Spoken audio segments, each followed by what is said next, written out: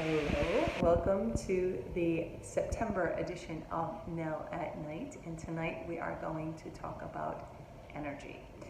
It is a favorite topic of mine, and the first way that I want to explain energy is this ability that we have as an internal guidance system to sense and be aware of the energy of our environment and the energy of other people, and most importantly, the energy of ourselves.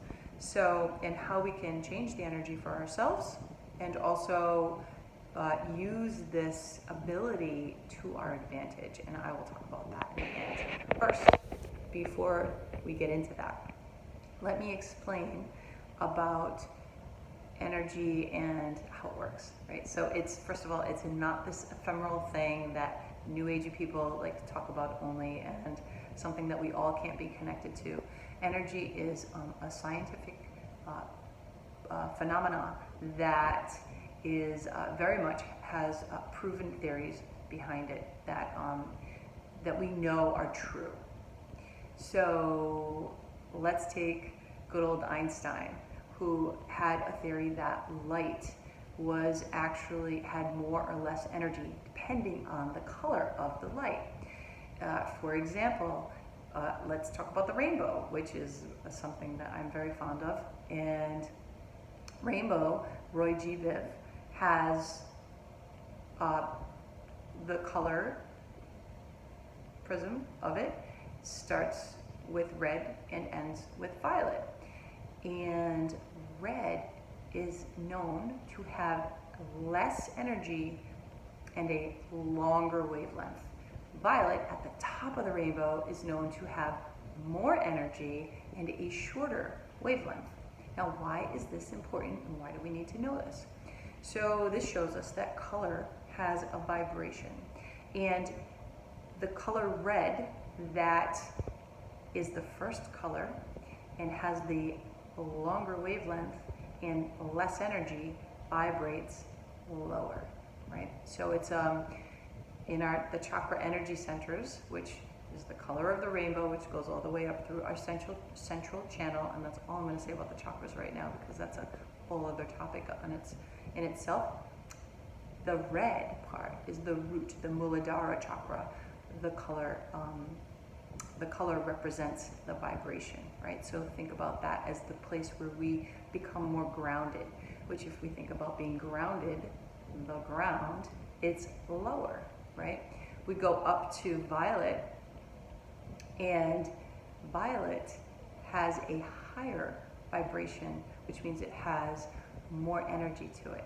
And that is where it has a shorter wavelength and more energy. And if you think about joy, happiness, perhaps spirituality, we think of a higher level. So we intuitively know that when you're feeling bad, you're feeling low, right? How many people say like, oh, I'm feeling kind of low today? Or when we're feeling good, right? We're feeling higher and up and lifted.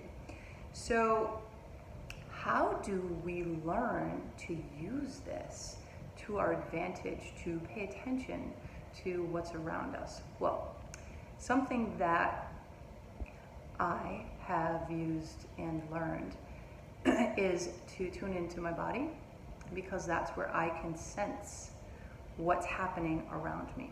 So this is when we get out of our brain and get out of our mind, and we become present, and we start to tune into what we're feeling in our body. So some of the healing work that I do, or a lot of the healing work that I do, has to do with feeling where other people are heavier, or or they're lighter, and which usually means a free-flowing movement in their body.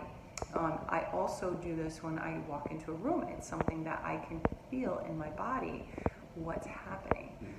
This is not something that is just like, I have this gift and it can't be developed. It's something that I've practiced and I've learned, and so this ability has gotten more developed. And so this is why I'm sharing it, right? How do you get this ability to be more developed? Because it comes in handy. it comes in handy, and it's also important to know how to not allow the environment around you to totally affect you. Let me give you an example about that. Did you ever, some of you millennials may not know about this, but grandfather clocks are those big clocks, and they have weights in it and they keep time. If you take a grandfather clock into a store that has lots of other grandfather clocks, they will, and it's out of sync with the other clocks, it will catch up and move in rhythm to all of the other clocks in the room. And that is called entrainment, and that's an energetic way that highlights how we as individuals who vibrate energetically, by the way.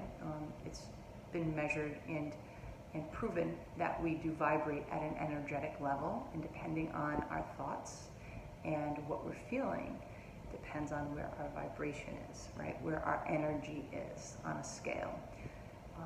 I'll go back to entrainment in 1 second.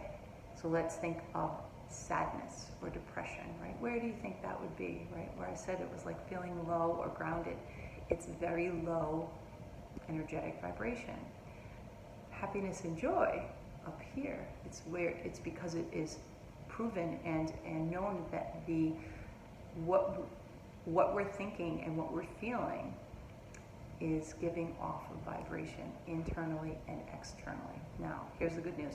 You can change your energy by changing your thoughts, because as we think the same thing over and over and over again in a cycle, that becomes our vibration. That means that as we continue on that pattern, we begin to vibrate wherever our thoughts are. So how do we change our energy? Is we can change our thoughts. How do we use this intuitive guidance system to help us in our life? Well, first of all, knowing how it works and understanding that our thoughts can certainly, we can be in charge of that, but also now let's go back to the grandfather clock thing. If we walk into an environment that doesn't feel good, and we know that it's because the environment is just what's happening around you, it just may not be right for you, we can make a decision to stay away, or we can make a decision to protect ourselves, to imagine and envision ourselves being protected from what's around us. It's a little bit harder to do that, it takes some practice.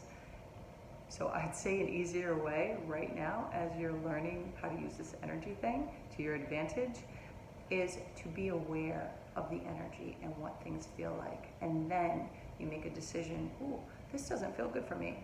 I think I'm gonna stay away for a little while, right?